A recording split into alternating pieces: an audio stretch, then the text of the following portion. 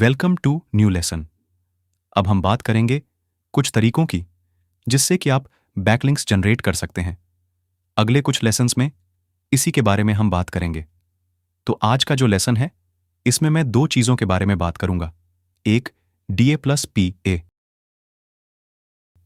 आप अभी समझोगे क्या होता है। In second thing is comments से बैकलिंक जो होते हैं।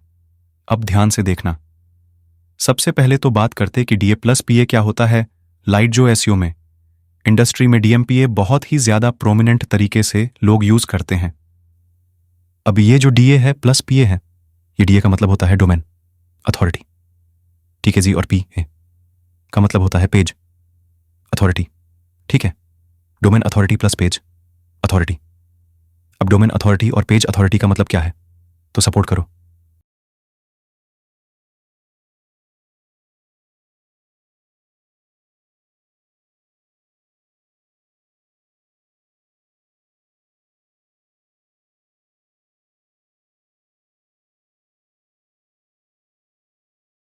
deepak.com/skills। ये क्या हो गया मेरा स्किल्स, ये क्या हो गया मेरा एक पेज, ये क्या हो गया पूरा डोमेन डाइट।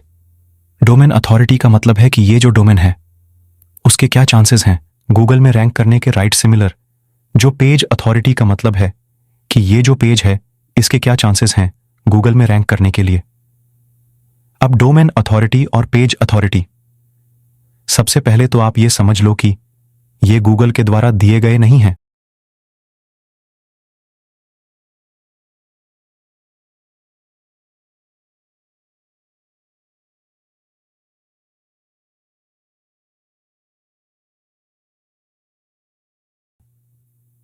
ये पेज अथॉरिटी, डोमेन अथॉरिटी किसके द्वारा दिए जाते हैं। ये एक अलग से सॉफ्टवेयर कंपनी जिसका नाम है MZ Moz। तो ये मॉस के नंबर है डोमेन अथॉरिटी और page authority and according to Moz. मैं कहीं सुनी बातों की आपको वो नहीं बताया।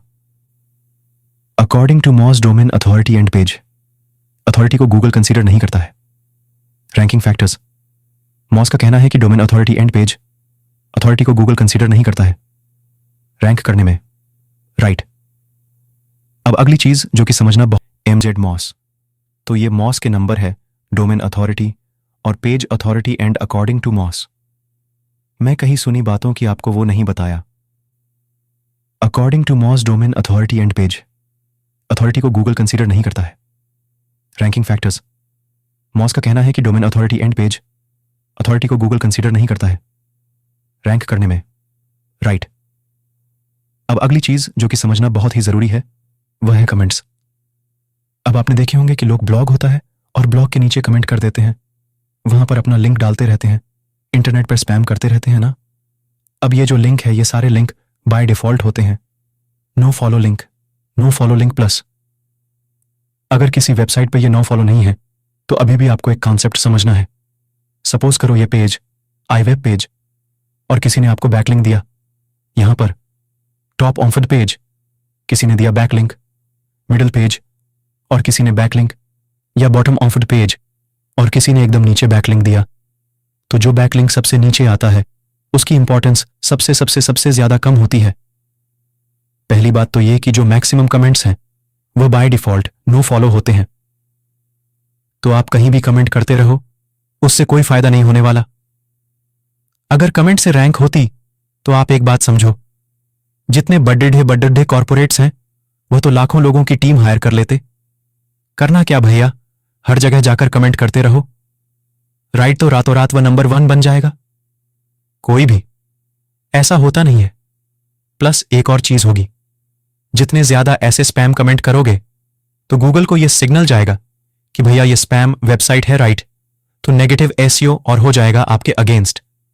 ऐसा काम नहीं करना है, इंटरनेट पर स्पैम नहीं करना है। दूसरा कॉन्सेप्ट जो पेज है उसमें बैकलिंक जितना ऊपर होता है उतनी ज्यादा उसकी रेलेवेंसी होती है, जितना बैकलिंक नीचे होता है उतनी ज्यादा उसकी रेलेवेंस कम होती है, राइट। तो ये कॉन्सेप्ट समझना आपके लिए बहुत ही जरूरी था। पहली चीज, DAP को गूगल रैंकिंग फैक्टर नहीं मानता, ये मौज के नंबर है। और अगली चीज, कमेंट्स लिखने से कुछ फायदा नहीं होगा, तो कमेंट से बैकलिंक आना बंद करो और उससे नेगेटिव SEO और हो सकता है। ठीक है जी। So that said from this lesson calculation में बात करेंगे नए तरीके के बारे में। Thank you so much.